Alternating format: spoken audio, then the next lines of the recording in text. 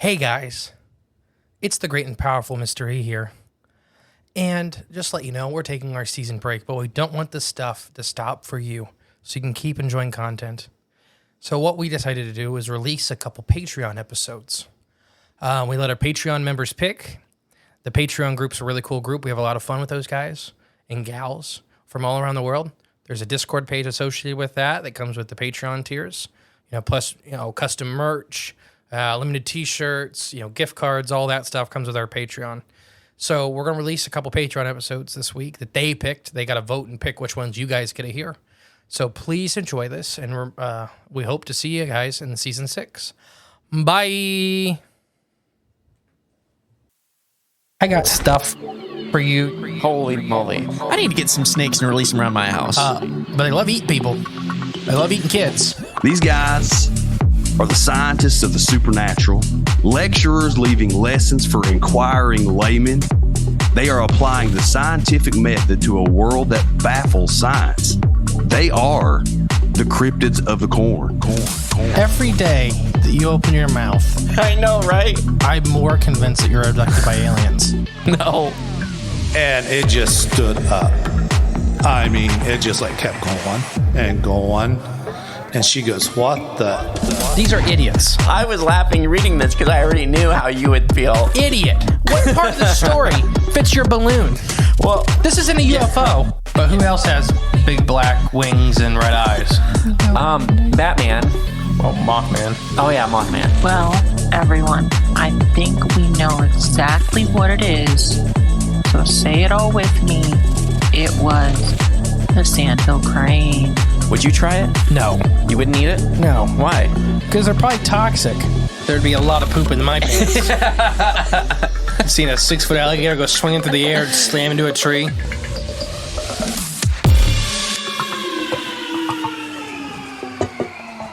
Welcome back, Patreon. Real serious. I'm the great and powerful Mr. Well, I wanted you to get me a beer, and you said no. Oh. It's 10:30 in the morning. Yeah. But hey, guys! Hey guys, it's And 10:30. all the audio listeners for Patreon have no idea what's happening. This is our first test of doing the video podcasting also. So it'll be also available. We'll do our normal audio for everybody. Yeah. Because that still goes out to Spotify, because I know a lot of you guys use Spotify in connection to the Patreon app. But there'll also be the videos available if you want them. We are discussing adding more of this video content. It'll get better. We have it kind of set up on our little tripod right now. We'll figure out how we want to do this and stuff like that. It's just kind of the test day to kind of see some things. But the kind of the plan is that we're going to record all the Wednesday episodes or the Tuesday episodes for you. As of now, we're just going to record. It's hard because it's a lot. Well, we're going to record everything and just kind of see how it goes. But the ones I really want to post on YouTube are going to be the interviews. Yeah. So people can start breaking the presentations if they want. That's a good idea. And then I'm only going to do, because you guys were saying, we'd love to see some of the pictures and stuff talk about. I have to make a slideshow for then every episode. So I'm only going to do that for the Patreon episodes. So you get this little treat here. Yeah, you get a treat. So if you guys want, you can see the pictures I'm talking about. This one is Chernobyl Part 2. We only have 2 pictures. Oh, okay. Why don't you go and run and get me a lemonade? I'm not getting you a lemonade. Pretty please? Nope, I'm not doing it. it's It's on too camera. early. It's too early. I want one. Well, you can't I got you the always garlic. get what I you went and got you want. coffee and breakfast today. You can't. Come on. We're not getting a beer at 10:30 in the morning. We Why got a not? long day. So? I'm not. What's the word? Enabling this. Screw you. I want a beer. Yeah, I can see it's the gears slowly I'll restart grinding. this whole episode. Don't do it. We got video. Yeah. I want a beer. Maybe if you're good after this episode, we'll get one. Just freaking smash my hand. Now people can see that it is you making the noises. This You is a can't setup. lie anymore This because is it's all setup. recorded. It's a setup. Yeah. All right. So, Chernobyl Part 2. Ouch. Do you remember anything from Chernobyl Part 1? Oh yeah, I remember the basic. What do you want me to recall? Like to No, catch like we him up talked about with? the vampire that was actually a giant spider, the listening array that failed, and that That's right. and Yeah. that maybe Russia actually did it on purpose, Right, because yeah. to cover up that big blunder. The Because not oopsies. only was it not working, it was broadcasting when it wasn't supposed to be broadcasting, and the whole world knew it was broadcasting. Yeah, they're like, you said something like, hey, we don't know what you're using over there, but we can all hear it, and it's making a loud humming noise. All right, the whole world. Yeah. I mean, they were picking up in Puerto Rico, Yeah. like with ham radios. Like, what is that? Right. Yeah. Yeah, so it wasn't a secret very long. But yeah, we're going to get into some wildlife. Ooh, you mean fauna? And yeah, we're going to get some flora too. Oh, is it all going to be freaky? Yeah, because it's in Chernobyl. Okay. The outlandish and exciting as such stories are, the reality is, although that there has been mutations witnessed in local wildlife in the Chernobyl region, nothing seems so far to be so spectacular as these tales. Most of these changes are mundane things such as birth defects, decreased litter in rodent populations, some health problems, but for the most part, flora and fauna in these areas are not as devastated as one might think. Okay. There certainly has been no official reports or hard evidence of supersized monsters. In many ways, with the abundance or the absence of human activity, some species have actually been even better off after the disaster. So I'm actually gonna. This is the first picture ever for one of these episodes, and you're not gonna be able to see because you maybe turn the camera. So, It's the Russian wild horses. I've seen that picture before. I showed you last week. That's why I've seen it. Yeah. But yeah, this is the Russian wild horses. So for the video, everybody can see it. That's actually in Chernobyl. There's a radioactive sign right in front of them. But yeah, they really don't like people, and they've returned to the area, and they're actually doing pretty good. Oh, okay. The wild horses are. Yeah. We need to play that song. Can we overlay Susan Boyle's version of Wild Horses over that? I don't even know the song Wild Horses. Oh, I think it's Rolling Stones. And why does Susan Boyle have the last name Boyle? Oh, does that bother you? No, it's just because she's known for being a rough-looking lady. With the name Boyle. Right. No, she's with having a golden voice. She's known for being like, Yeah. because she was like a hermit, wasn't she? Like a mountain hermit. I don't know. She's from Scotland, right? I think so. Yeah, I think she lived up in the hills or the foothills in Scotland by herself. The Highlands by herself. So that's kind of always the joke, is she was like a mountain hermit that looked like that, but had a golden voice. And Right, yeah. I didn't think her voice was that good personally. Ooh, hot take. Good thing it's on Patreon. With all of this, and then her last name's Boyle. Yeah, on top of it. That's just like, come on, like that's not a real person. Yeah. I don't know. I don't know why Boyle, though. I didn't know. It's fitting. It's not a last name. It's the guy. God has a sense of humor. God didn't give us last names. Man did that. But she was born into that name. She wasn't born into Susan. That was given. In addition to the strange animal life reported from the disaster area, with so many deaths associated with the place, there are bound to be a few ghost stories as well. Of course. The abandoned ruins of the Chernobyl area are dripping with reports of phantoms and shadowy figures prowling the wreckage that once was there. This might come to no surprise from spooky curiosity seekers picking through the gloomy remnants of the towns here. But one very interesting report came from an actual nuclear physicist who visited the location in 1997. All right. What do you have to say? He's got one of these names, right? Oh, boy. Here we go. Physicist Andrei, this is his first name, I'm pretty confident in that. Korofskiv. Andrei Korofskiv. Okay. Claimed to have been poking around the perimeter of the gutted remains of Reactor 4. That's what you do for fun? Poke around the remains of the worst nuclear disaster ever. Yeah, a core meltdown site. Yeah, just like, I guess if you're a physicist, like a nuclear physicist, that's, I guess, poke around with. That's one of your fun things. It's like me going flipping rocks for salamanders. Exactly. Yeah, he's flipping old. What would you call frag? Not even frag. Slag. That's the word. Slag, radioactive slag. Looking for the equivalent to salamanders. So looking around Reactor 4 one morning, taking radiation readings, when he had a bizarre experience he would never forget. He would say this happened. I arrived at the abandoned power station around 7:30 a.m. I proceeded directly to Reactor 4, where the explosion took place. I could not enter due to the radiation. I stood by the entrance taking radiation and Rigetin readings. I know no one could be inside the old reactor core, but I could hear very distinctly hearing the sounds of someone screaming for help, shouting that there was a fire inside. I ran upstairs to tell someone, but they said that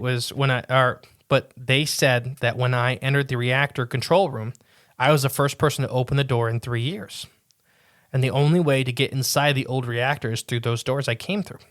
If someone had gone inside the reactor when I was not looking, they would have tripped the alarm that goes off when the reactor door is opened mechanically. So the reactor door requires a password and a handprint, yet someone or something was inside. Later that evening, as we were eating dinner outside the building by the river next to the plant, the floodlights turned on in the room of the installation.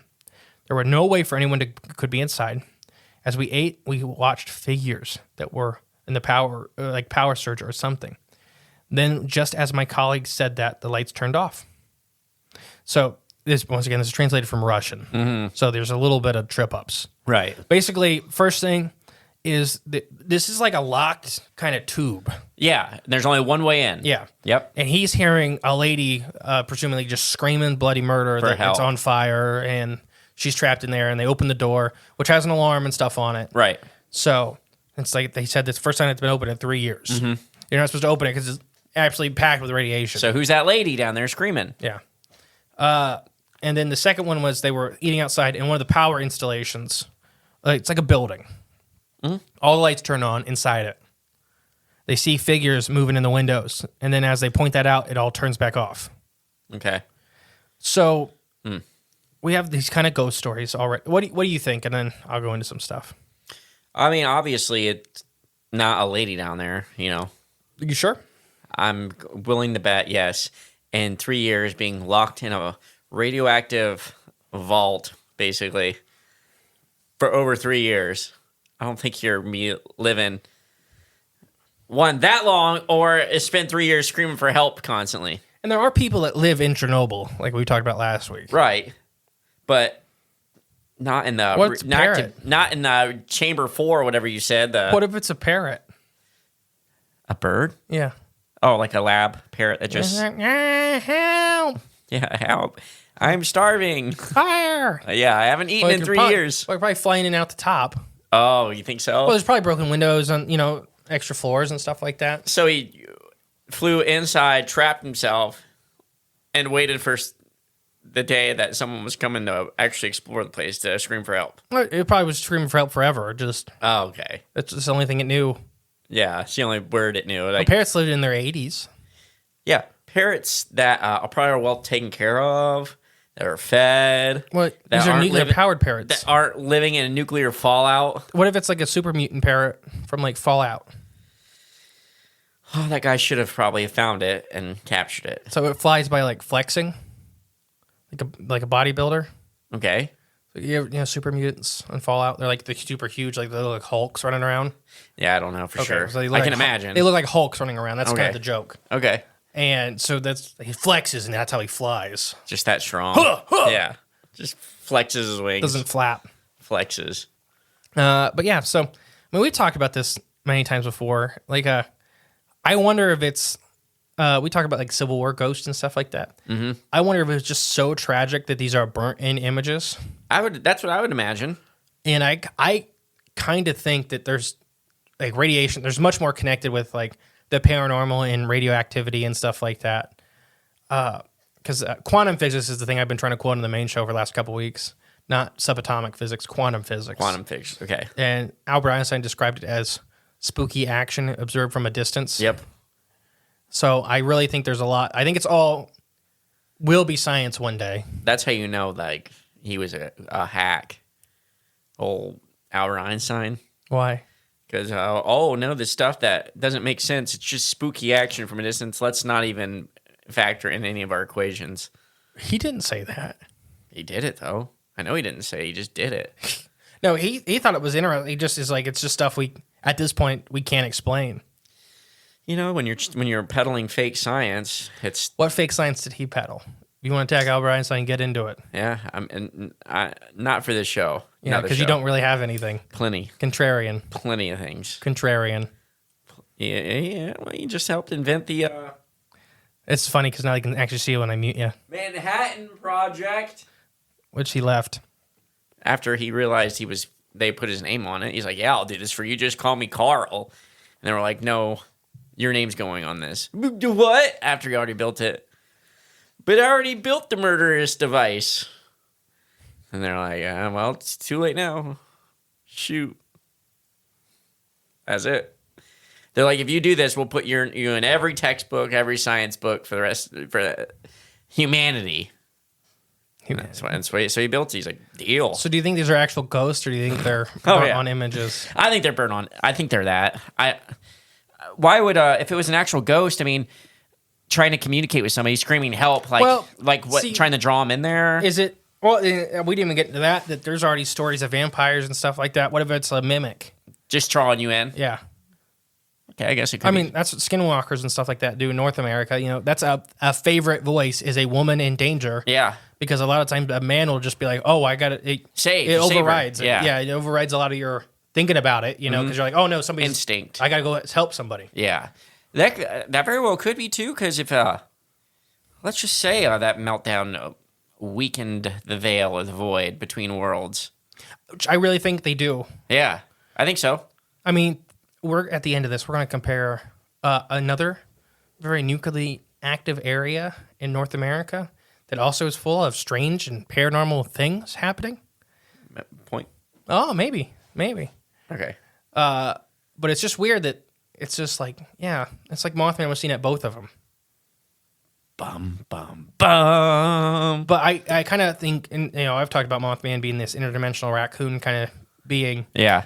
And I don't mean that as in it's as intelligent as a raccoon. I mean it as that they may be common somewhere else. Right.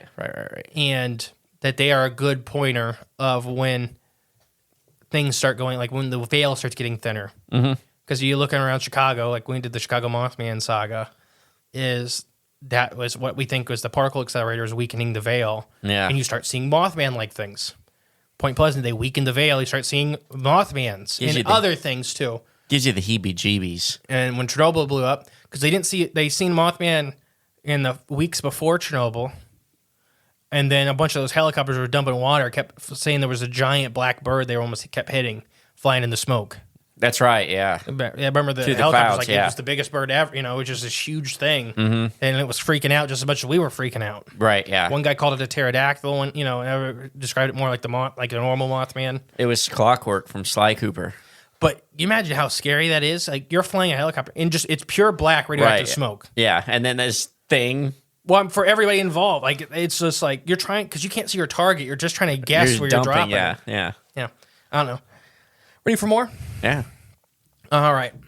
We're coming up to our next slide here in a minute, everyone. Ooh, exciting!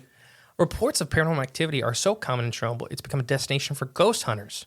It's even appeared several times on Sci-Fi Channel's show Destination Truth. Which is Josh Gates. Yep. I like Destination Truth. Yeah, I like it. I don't know how I feel about the show as in accuracy. Right. But it does. But it's fun. It's fun and it gets the stories out there. Yeah. Yeah. I think it's like Mountain Monsters. No, I think it's a little, probably as far as factual, probably a little better than Mountain Monsters. Okay. And I love Mountain Monsters, don't get me wrong. Can you remember when you first started watching Mountain Monsters and I made you, can you believe you know those guys now? It's kind of funny. And you're like, you remember how mad you used to get when I'd make you watch them? I know I wouldn't get mad. I'm like, but I used to get frustrated. Like, I didn't understand. Yeah. And now you're like, okay, I get it. I get it now. Yeah. It's fun. It's fun. You just gotta watch it as it's fun. Yeah. But I think Destination Truth has a lot of that because like they've done stuff with, like Josh Gates has done some interesting shows that are kind of Mountain Monster-esque. I'll never forget. I think it was the Togoloshi episode they did where they actually, like, they used to do that when we were recording like a total being running through the woods and like, oh, we almost got him. Right. Yeah. Like, okay. Yeah. When their team went into the area wearing protective garments, they claimed to have an encounter with some bizarre phenomena in need, such as spotting multiple unidentified figures moving around the rubble and anomalous thermal images of humanoids lurking near the Reactor 4 area, even though at the time no one else should have been there. There are even also some EVP recordings and several strange noises during their excursion. Does this place really hold so much death and suffering and still hold some spirits? So yeah, they had thermal images of what looked like humans. Human apparition or Yeah. type. Walking entities, around, moving yeah. rubble, and searching for stuff. Wonder what that is. Some people think it's the people that live there. Like actual people that are still living there? Like kind of rooting around for stuff or? Yeah. Okay. That's one thought. Or you saying like the people that used to live there, like That's their another spirits? thought. That Okay. it's ghosts that are just kind of like looking for their kids. Like, let's say like Well, if they seen them on like what'd you say, thermal image? thermal, yeah. Are there thermal cameras like set up like it's not people actually holding them? I think they were on drones, Okay, that'd make more sense. like over the top. Because I feel like if you could see them on a thermal camera, couldn't you just take the camera, move your head to the side, and see what's actually Yeah, I don't out think there? it was like that. I think it was like a drone thermal. Okay, that made a lot more sense. While on the subject of ghosts, many well mentioned the reports of actual zombies said to stalk the area of Chernobyl. Actual zombies. That's wonderful to hear. They had a voodoo guy move in, and he set up a witch doctor place, No, okay. and he started making zombies. Stick to the real story. Yeah, Okay. you're known for lore building. Well, we can lore build if that's what you want. These zombies are a set good to idea. prowl and attack anyone who comes to investigate the site. There's even video evidence supposedly brought forward of this happening in 2010. A video was posted on YouTube that supposedly showed a soldier being eaten and ripped apart by 4 zombies in a wild parts of Piretta. You know what? I think I vaguely remember. I have images, don't worry. Yeah, I think I've seen this. The video was reportedly taken by a Russian military night vision camera and immediately got people talking. Mm-hmm. Unfortunately, or fortunately, the video was soon to be found as fake by most sources. Mm-hmm. It turns the video is actually part of of a trailer of the 2007 video game Stalker: Shadows of Chernobyl, which is, of course, mutated zombies hunting their prey in Chernobyl. Oh, okay, good. So I gotta, for all the people at home, it's the next slide. I think I do vaguely remember this when it came out, and yep, this is it. Yep. So there's, I have it posted for everybody on the video. And I remember it did come when it came out. It was fake, but yes, no, it does look very good. But I think it really is real. Like as far as it's real people. Acting out something. But it's for a video game trailer. for a video that game, was exactly. several years before that it was said to be even filmed in Chernobyl. Yes. Yeah, I remember when that came out. That's pretty funny. That was a long time ago. Because this is like 4 guys like hitting another guy like while he's on the ground in thermal video, like tearing at him. Yeah, tearing at him. Because you can see like the guts and stuff being pulled exactly. out. But I think they did it with hot water balloons. So like hot water was like spewing everywhere, and it Yeah, looks like it blood. looks like blood on the. Because thermal is just black and it's white. just heat. Yeah, it's just. So it doesn't care how thick the liquid is. No, exactly. Yeah. Tomato soup. Tomato soup. Tomato soup. Well, death is a common theme running through the Chernobyl area for some that have become a symbol of life, and for the rest of the unusual group of people, eternal life. Ooh. According to the website Vice, in the aftermath of the disaster, a group of survivors, along with some scientists and engineers, made their way to the thin, rocky island in the southernmost point of Europe of Greece called Garvados, in order to start anew, and accounting for some reports of pursuing everlasting life. In addition to living a simple life on this land, the ragtag group of refugees are said to be involved with pursuing experiments and research into immortality within makeshift laboratories, as well as the use of ancient secrets, mystical practices, and magical philosophies to help them along with their quest. And they have erected a temple that is said on this island called the Temple of Apollo. Okay. So weird, right? Yeah, I need to look that up now, just to see what it looks like. This group ignited numerous conspiracy theories and a good amount of the mythos and speculation about their true motives, which continue to this day. Real interesting part is that far from being a bunch of loons, they count among their ranks several prominent scientists. The rumors of their activities have been so present that the Russian government has even investigated into them. On a Norwegian documentary, filmmaker, oh my gosh, Yorgos Molluskas. Can I take a crack at that one? No. Because you know it's going to be 100% different. Oh, what you yeah, just it said. will be. I mean, it's... Ooh, you're letting me do it? Where are we at? Oh, never mind. I'm not You even... take a crack at it. Yorgos That's what I said. Moustakis. I said Yorgos, too. Yeah, Yorgos. It's a weird name. Has studied the strange group that inhabits and said this about them. Many urban legends surround this group. Some thought they came to the island to get cured from radiation. Others say that they were spies working for the KGB or the CIA, working on top secret programs. Most of these stories are told by people who have already met them and had seen their constructions around the island.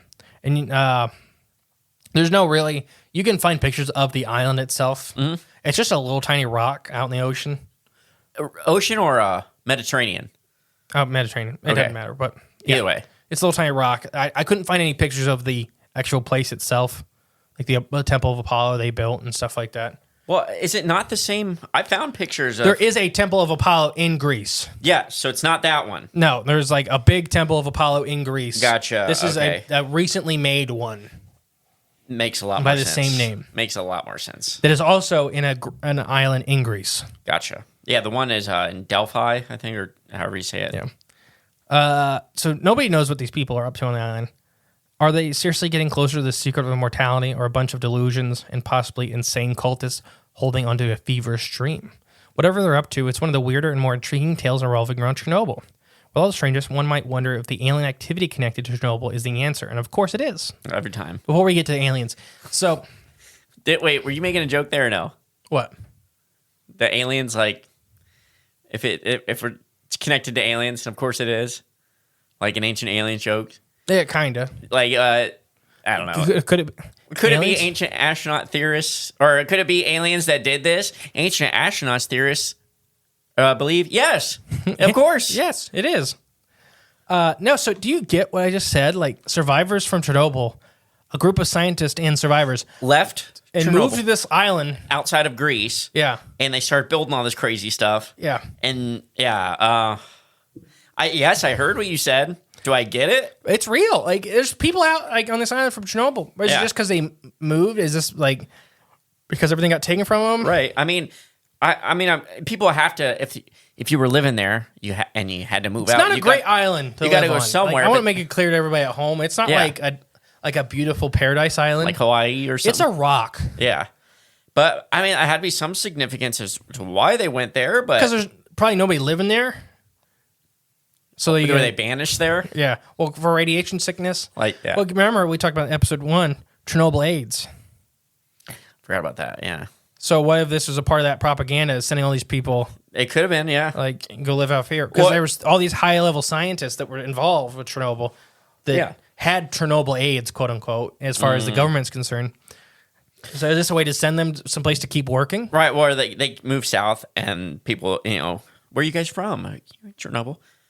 Oh yeah. Well, sorry, all the occupancy's full in this town, but in the next town, and then just keep bumping them down AIDS. until they're like, hey, you see that rock out there? Get plenty of real estate. Yeah, nobody lives out there. Go. Okay. Yeah, well, I mean, you don't have a choice. Yeah, I don't know. Some people think they actually gained everlasting life from Chernobyl. So that's Okay. another Fallout thing that Fallout talks about with ghouls. Okay. So ghouls are like, the people have like leather skin and their noses fall off and stuff like that and their ears fall off. Yeah. But they don't age. They technically live forever, but they'll go feral. So you have to keep taking a compound to not go feral. Wow. So they keep their mind up, but once they run out of this compound, Where's this? Where'd you learn this lore? no, I told you this is in Fallout. Oh, this is Fallout lore. The video game. Okay. But that was just another interesting thing Take that on it, also yeah. with radiation, also with them dropping the nukes. Where do they think of this stuff? Well, because it's real. Basically, that's what. But I don't know. Is it like, does it unlock something like that in our bodies?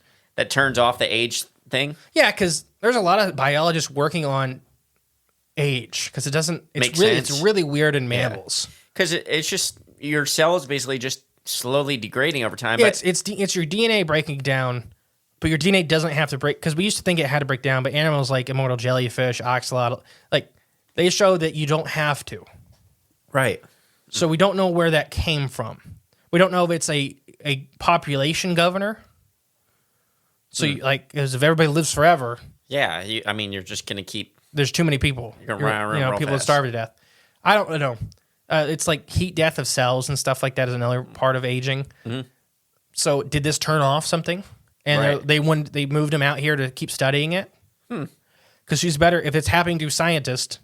Let the scientists study it. Right, exactly. Yeah, So is this like I said, is it KGB or CIA at the time? yeah. Funding them, keeping these guys, afloat. Because Or- like we talked about in the first part of this episode, these episodes, a lot of these people just immediately, everybody did not care about them. Right, yeah. Everybody wanted them to just go die somewhere in a hole. That everybody survived Chernobyl. So why did these guys get the special treatment? Why did these guys get moved on? Because they didn't have money. What if they were just connected, like family or blood wise, to somebody, and they're like, "All right, well, we got this little island here." But see, they took these scientists took normal people with them. Yeah, like their family or No, what? just people that survived Chernobyl. Just a group of normal Yeah. people, like a mixed group of people. So did they take workers? right, maybe. Did they okay, well, listen, guys, we're going to go do these experiments now that we're screwed. So let's go, work on this island. Probably doing like some rituals together and to stay alive, building these temples to It could be- sacrifice things. I think the Temple of Apollo is just a building that they built, and everybody that was on a boat looking over is just like, they built a temple to the god Apollo.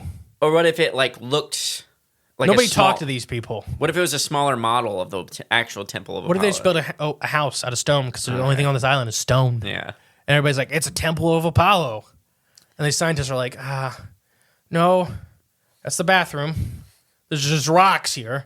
We don't got a lot of options. Well, everybody, I wish I should have put the picture up. I'll show you a picture of the island. yeah, it's not very big. Those are bushes, not trees. yeah. There's no trees. No, not at all. There's one beach. The rest of it's cliff, and it's the beach they all landed on. Nice. So I'm just saying, it's not a great place. I wouldn't mind moving there, to be honest. It's not like the Bahamas. You know what I mean? Yeah, I know. It's no paradise. But I'm sure the fishing's good around it. Exactly. It looks pretty cozy. Cozy. Yeah. Everybody dying of radiation poisoning around you. Well, yeah, and you can find comfort in that. Like, you know what? We're all dying together. I hope But- that gets auto-generated into a clip. But at least the fishing's good. The friends are good. And we're all in this predicament together. It's something to bond over, And when humans bond, it's a special feeling. We're idiots. It's a special feeling. So, it's something to bond over. All right. There have been quite a lot of conspiracies centered around the involvement of supposed extraterrestrial entities with the Chernobyl disaster, which postulates that these forces interacted to lessen the ultimate impact of the calamity.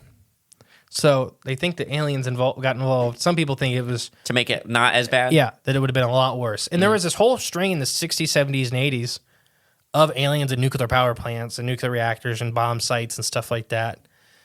We've talked about with some of the mushroom stuff that I think it was because some of these flying fungus wanted to eat them. It was a food source. And I really think that's interesting now that the MonsterVerse Godzilla, you heard that too? Yeah. Okay. MonsterVerse, Godzilla. There was a lot of connection with that a lot of the Titans, they can biologically eat, Okay. but they also, that's how they got so big, and that's why they're smaller now, because there's fossils of like Titans that are much bigger than anything alive in the MonsterVerse today, Oh. because the radiation on Earth has gone way down. So they're relying much more on their biological systems of eating rather than just background radiation absorption. Making them huge? Yeah. Gotcha. Okay. Because like in the new one, spoilers, Kong is walking over the skeleton of one as a bridge. Kong's 360 feet tall, right, yeah. and these ribs are 700 feet tall. Right, exactly. So they're gigantic. Yeah. It's always a bigger fish. Yeah, but they're fossil. They're bone. They're Right, ancient. at this point, yeah.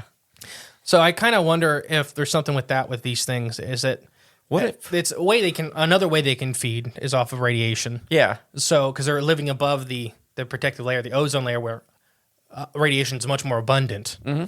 But these are like nuclear reactors. These warheads are like supercharged dinners.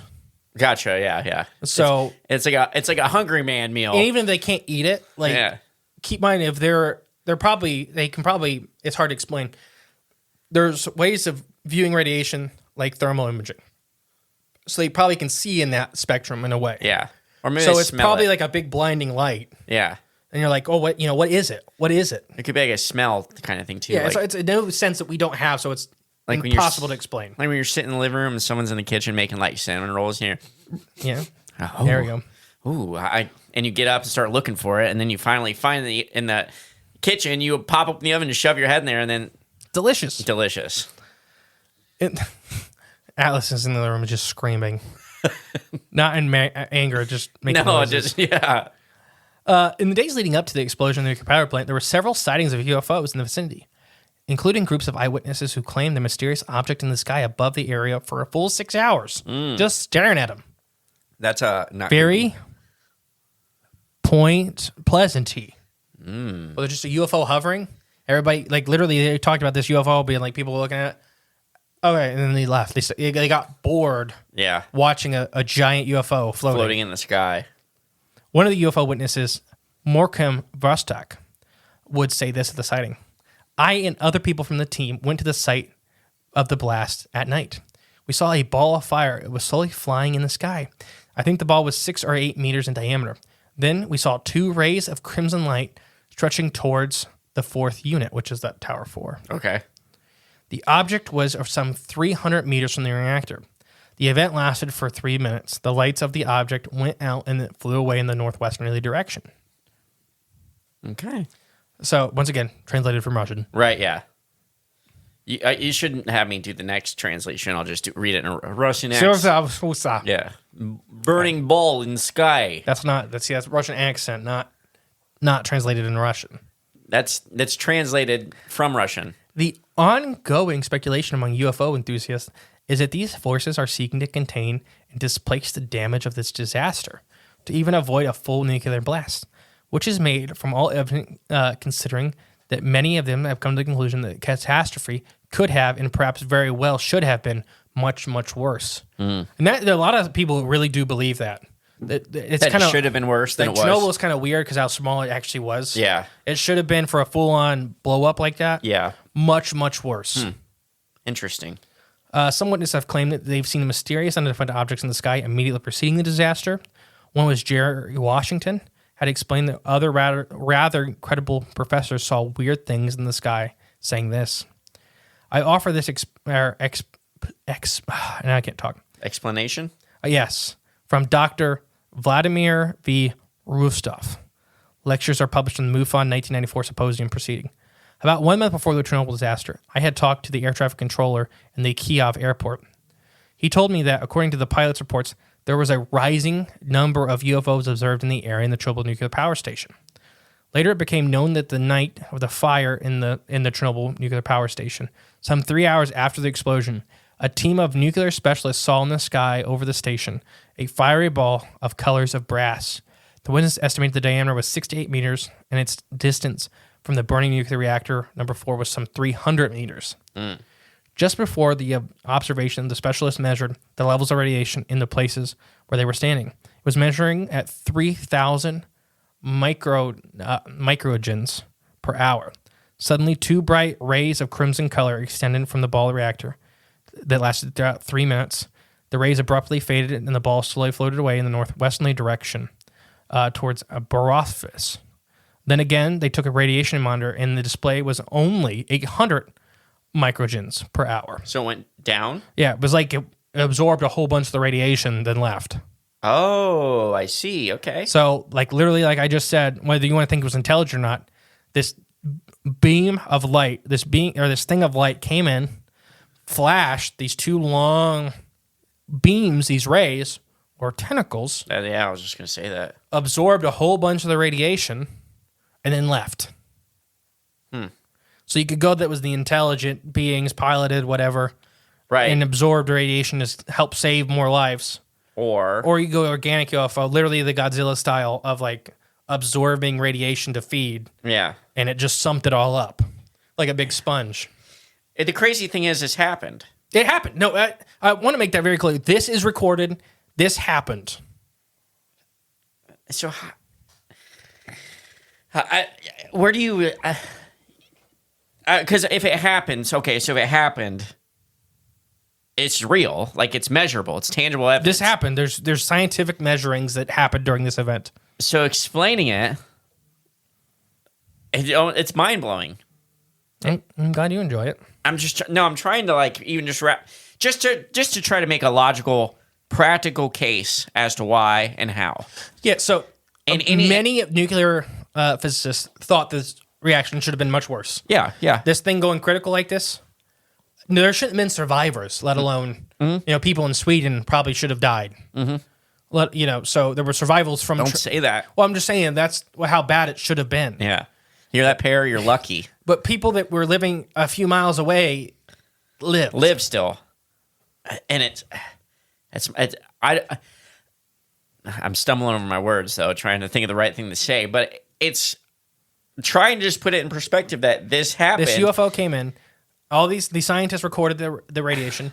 I think it's microgens is how you say the actual radiation. I think you're right. Yeah, that sounds right. But yeah, and this was seen. Several pilots said they kept coming back. So if you want to go the organic route, it could have been several different animals coming in and feeding. Right. From the upper atmosphere coming down to just suck up the radiation. Right. If you want to go the intelligent route, they're just saving people. And that, they probably, if it was actual full technology, it probably had limits of how much radiation it could sump up. Right. So that's why they couldn't get it down to zero, obviously. And it's constant. The reaction's still producing radiation. Yeah, it's still pumping it out. So just taking it down to not be critically lethal levels, 100 miles away. Man, wonder if, let's say it is an organic creature that did this. Is it solely for the purpose of feeding? Or is it watching over? No, it just was feeding. What if it isn't a mushroom or organic UFO? What if they're the ones controlling swaths of human population to do their bidding to make their environment? I don't think they care. And then this happens, and they're like, oh no, like this is going to result in my death. Let's just absorb this. Result in their death? No, they were eating it. No. As far as the humans around that support their lifestyle or something. I'm saying these atmospheric creatures are using us humans. I don't think so. I think that it was to maintain their lifestyle. I think it was just like, hey, somebody opened up an all-night buffet down there. Or that too, yeah. Maybe I'm getting too much intelligence credit. They may be very well intelligent. I just don't think they care. Like they're not relying on us. It's not us. They definitely are not relying on us because they've been here much longer than we have in big numbers. Oh, yeah. But maybe it's because of us, they got so big. No. Like size-wise, not number-wise. But yeah, so it went from 3,000 microgens an hour. Suddenly the two bright rays of crimson color extended from the ball to the reactor. So some people say it touched the reactor. Some people say it didn't. Mm-hmm. So it was like these two crimson rays. I don't know. There's no good pictures, drawings of this. It's red. I picture red see beams. Tentacles. Oh, yeah. And then literally, basically, think of the rods absorb, lead rods absorb radiation. Right. So if you have some biological equivalent, you could absorb this radiation very quickly. Okay. And then it pulled the tentacles back up and then took off. Man, it's so weird. Or as aliens, or there's a whole thing where we talked about with Point Pleasant that maybe it was just byproducts. We talked about with Hiroshima and Nagasaki too, the evil bombs. Seeing that guy that saw the living fire and stuff like that. Yeah. That's kind of what this is described as too. You could kind of read into it as being a different color, but living fire, it's moving around. It seems like it's intelligent, but it's on fire. Right. Yeah. So is that just reaction with any time a nuclear, a nuclear explosion of that size, quality goes off? Are you seeing the stuff that's out of our visible light spectrum that's always here? Because that's the thing that people don't get either, and we'll do an episode on that one day. And we see a little less than 5% of the visible light spectrum, or of the light spectrum. The visible light spectrum is very tiny. There are 100% things that are outside of the visible light spectrum. And I always equivalent to if you trip on something that's not there, it could, I'm not joking, it could actually be something that's outside of the visible light spectrum. We don't know to look for it. Not saying it's not detectable. Right. But if you don't see anything of it's how to detect. We didn't know radiation was a real thing until Madame Curie started getting bone cancer. Yeah. And they didn't take it serious. They were I may be remembering this wrong. I believe the first time how they caught radiation was really kind of like a piece of paper. And they had radioactive material on the paper, and you could see it like almost like it was burning these pots of this paper from the radioactive particles jumping off. Gotcha. And like, oh, there's this is what radiation There's is. something, yeah. And Matt Curie was wearing a ring with this stuff On it, it's popping off all the yeah. time. Yeah, and she died. A lot of bone cancer. That's probably from something else, though. Yeah, not the highly radioactive material she was adorning herself with. There was a diet choice. Yeah, because she was eating. She actually had a spoon made of rhodium. She shouldn't have ate it. No, she shouldn't have been using the spoon. Yeah. Oh, no, she is biting off little chunks of it. Yeah, that'd be bad too. Yeah, that's what she was doing. Just fall out right out of your stomach. It'd probably just keep going. Right out of your belly button. Mm-hmm. No, so yeah. Ew. Interesting. So I'll keep reading. Where was I? Okay, where was I? When the daily disaster actually hit, there were other reports of the teams that have claimed these mysterious forces were in the midst of toning down the effects, creating incredible drops in the amount of radiation released and the overall curbing the negative effects. There have been plenty of people who have claimed that the radiation levels were nowhere near as devastating as they should have been. So is there anything to it? Did the visitors step in the major crisis? And it's weird because there was a lot of this talk with aliens and radioactivity. Mm-hmm.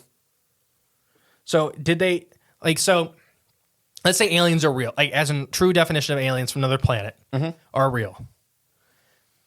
Some people think that life is decently rare in the universe. Planets that support life are decently rare. Right. It takes the perfect conditions and Yeah. in the golden zone. And Yeah, but there is, the universe is infinite. So there are plenty of planets out there, but there's very, very big spaces in between them. Right. So if there's a council of intelligent life out there, there's like rules. They want to protect planets that support life and support their own biomes. Okay. But it's also, you can't fully come in and take control. Like if you're, we've talked about in the show, if there's an actual race out there that gets that advanced, they're one of two ways. They're either all all peaceful beings because they've gotten past every trial and tribulation. Right. So they don't need anything. Or so the exploration is their goal. Exactly. Yep. Or they're like locust, They just where they have to consume destroy. to keep moving. Yeah. They're planet hopping locusts. They win by force. Well, they have and they may not even be intelligent. They may Yeah. actually be like giant swarms of insect, Right. Yeah. where they just consume all the resources just to make it to the next planet. Yep. They get stuck in this loop. So they can produce more eggs and Yeah. hatch new drones. In my opinion, for a species to visit us from another planet, that's the two types there would be. So would you say the Greys are? They're not from another planet. Well, if they were, They'd if probably they were a real alien. if they were real aliens, they'd be the intelligent type. You think so? Yeah, because they haven't eaten us all. They try. They But I'm eat us- saying no. If it was they'd be here and wipe us out very quickly. they eat our brain waves. No, I'm talking there was one of these videos, History did a documentary on it, or alien encounters, what would happen the first 48 or something like that. Literally, one of them was what I'm talking about. In these giant cubes, they literally just start sweeping up all the trees to make biofuel. Yeah. They stole it from Spaceballs. Did they? Trees? Kind of. But these giant cubes, literally, people are finding nukes at them. Nothing's happening, and they're literally just scooping up all the organic soils and trees and making biofuel.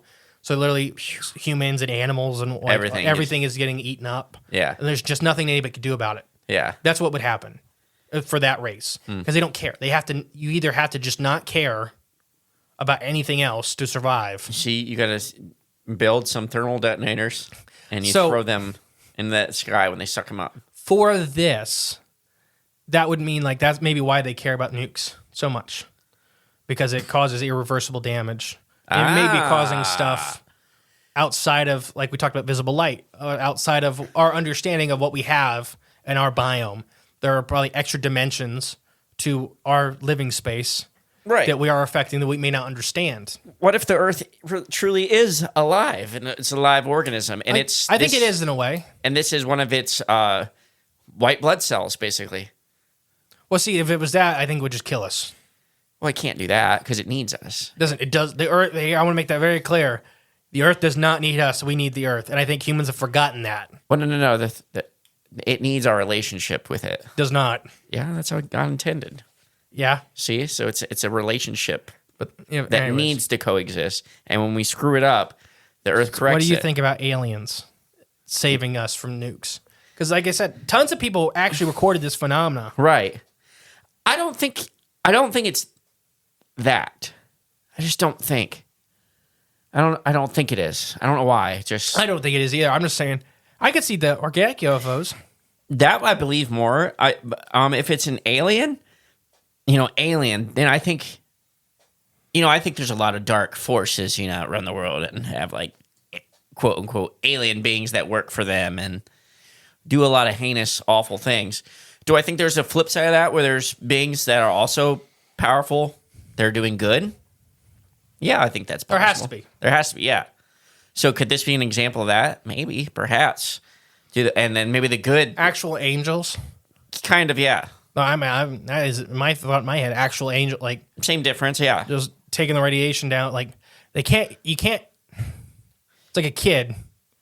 You can't get rid of their mistakes, but you don't want the whole world to pay for it. Right, exactly, yeah. And I think if the whole world gets infected...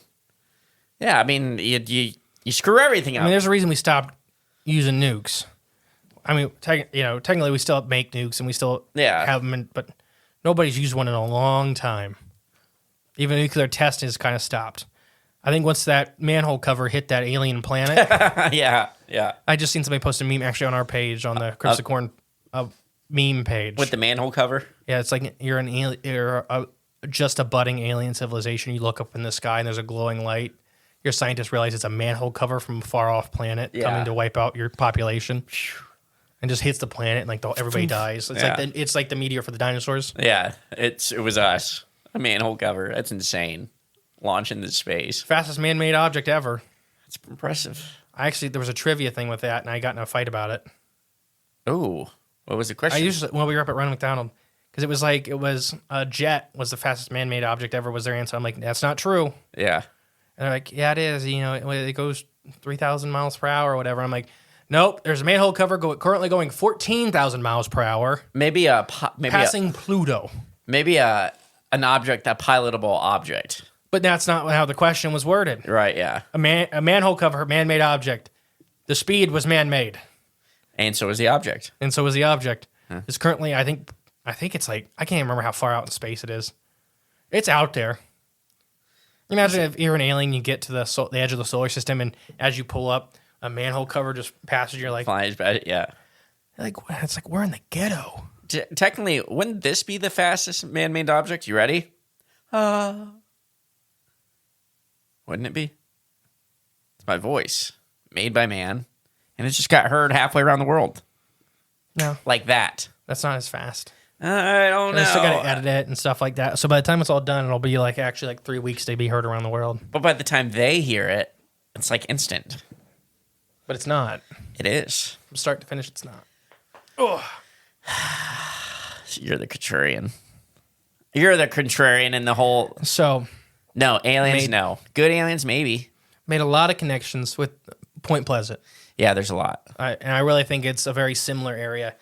We talked about like the Stranger Things-esque. What if at the end of the day it really was like a Stranger Things experiment that went haywire and they did? We talked about that last episode, that there's a lot of evidence today there was a giant lab underneath, and they just dropped a bomb on the whole thing to stop it. That, or it happened on accident. Yeah, or the accident. Yeah, they were literally using the power plant to power the experiments down below, and then it happened. But I can almost more see it like. Because, they had to do that cover. If that, the one object, the thing they built that, was sending the signals around the world. We talked the last episode, beginning of this one. That's a good excuse to make a cover story, for something like that. But what if even that in itself was used as this cover story? For the real cover story is they were doing these interdimensional experiments. It went crazy. Some giant creature came through, so they dropped a nuclear bomb on it to destroy it all. And they're like, okay. Let's just say it was a meltdown. Well, it could be the failsafe. And another thing I thought of was, what if the array that was making all the noise was that creature? No. Oh. Was so you couldn't hear the radio waves coming out of the portals or whatever they were making. Oh, yeah. It was a big mask. Yeah, like a scrambling unit or whatever. Basically. Because it was just, it was being louder than everything else on the planet. So it was covering up whatever they were doing down there. Yeah, whatever actual experiments they were pulling out of. Think about Point Pleasant. Aliens, Men in Black, which I didn't even get into the Men in Black.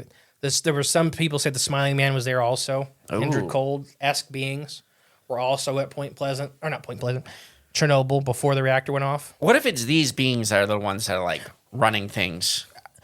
They could be, and I don't know if they're Like, so like you know, world government, right, all that stuff? Point Pleasant. We talked about that a lot. That I don't think that they are truly running things.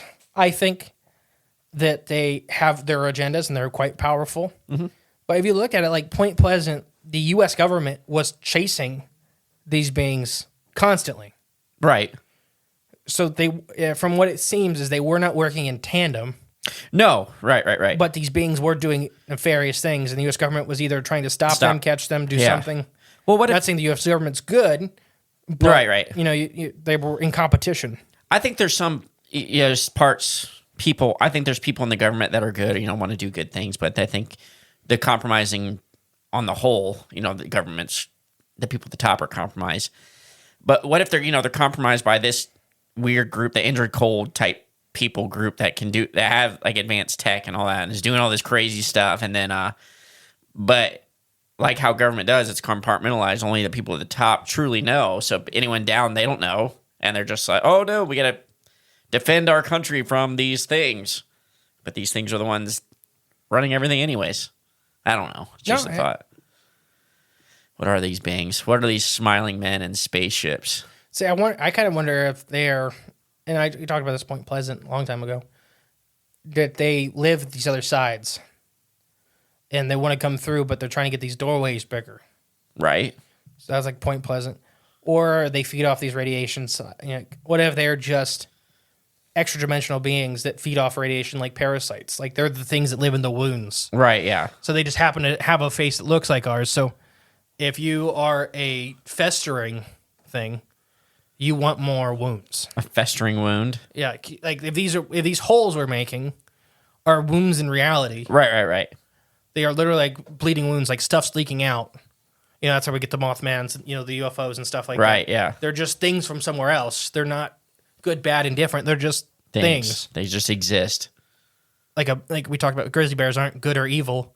They'll eat you, but they're not doing it because they're evil. They're doing it because it's a bear. And that's what Some are evil, though. Not grizzlies. Yeah, oh yeah. When you see that polar bear running at you from 2.5 miles away on the white ice sheet, and you know there's He's evil. absolutely nothing you can do. Yeah.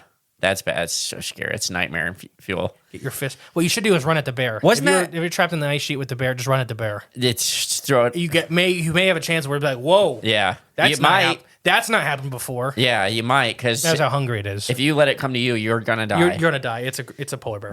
Was that a video? Did we see that, or we talk about it? About like these two people were caught in like an ice sheet, and they seen a bear, like on another ice sheet, and it just looks at them, and it comes walking, jumps in the water. Yeah, no, that was a video. They were trapped And starts swimming towards him. Man, that's like a nightmare. Well, yeah, It jumps up on like a closer ice block. It keeps popping up. Yeah. Its head keeps popping up. Closer and closer before it comes up and climbs on their ice block. Mm-hmm. Man, that was... A video of a tiger doing that too. Pulling guys out of a boat, killing them on shore, going back and grabbing another guy. Good They Lord. just keep hitting it with sticks. Yeah. I mean, that's all you can Anyways, back to this. do. Okay.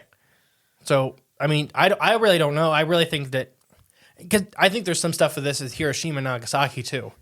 Some similarities. Yeah. Where once you drop these nukes, I think these nukes are strong enough to either punch holes. Break the veil. I don't know if it's temporary.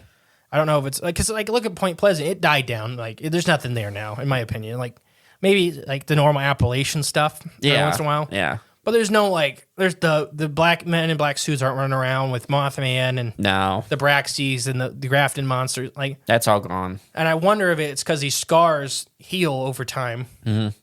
So that's what happened. You know, for a very short period of time in West Virginia, specifically Point Pleasant, but West Virginia and the Ohio Basin as a whole. It has a lot. Yeah, a lot. You Gobs. boom in these weird monsters Yeah. from the Octoman to the Grafton to, and same with Point Pleasant, or not Point Pleasant, Chernobyl. After it, had this boom of zombies and giant spiders and vampire, Just crazy stuff. and the Mothman-like beings and UFOs, and then it died back down. There's still stuff there, but because it happened more recently. Right, yeah. But it's definitely gone down. And is it because there's just less people there? Or is it because this wound is closing up? Or they're better at controlling the phenomena that created it. Mm-hmm. I don't know. So what's your opinions on Chernobyl? I think it's weird. I think it's worthy of a new investigation. Investigate Chernobyl. We should do it. I'm not going. Call to arms. Not we, as in you and me, but like we as human society. Let's figure out what happened. What really went on there, so it never happens again, And if the reactor blew up, we can expose these entities why? What in do they power. do to us? Let them be. No, I mean they're controlling human life. They're making a mockery of I can't wait for the God's plan. real aliens to get here. It'd be like, we're here to take over, and all these people are gonna be like, yeah, thank you. I mean, if they're actually real, it'd probably be helpful. And it's like, they pull out their gun or whatever, and they're like, we're here to take over your planet. Like, yeah, go ahead. We'll help you. Start there. Yeah, we'll help you. Yeah, we'll show you where all the leaders live, and Man, we'll help you pull them out and beat them. would it be better though? I don't know. I don't know if it would be or not. They'd just probably be worse leaders too. I don't know. Oh, these are your most powerful people? Okay, whoop, whoop, dead. Oh, now you've got no one to defend you? That doesn't matter. We Thank weren't going to you. win anyway. I know. I think people highly, like, Independence Day. Oh, yeah. I think, come on, a computer virus off a floppy disk defeated a giant alien ship. It's a way to do it. Like That's propaganda. That's trying to say, like, technology is your friend. Technology's good. Floppy disks. They were planting the seeds. It's pre-programming. It's how Hollywood works. I mean, floppy disk. Never mind. What? It's just like it's barely above a rock. But back then, when it came out, that was like the bee's knees. There's slow drip in it. It's slow drip technology. Slow drip technology. I have been the great and powerful mystery. And I've been Jay. All right, guys. We'll catch you next week. Bye. Bye. Hey guys, thank you for listening to Cryptids of the Corn podcast. Remember, the best way to support the show is share it with a friend. But if you are craving more of the J clones And more from Mr. E. there's always extra content on Patreon. And our paid member space on cryptidsofthecorn.com. We'll catch you next time with more exciting, fun, and informative information. Bye.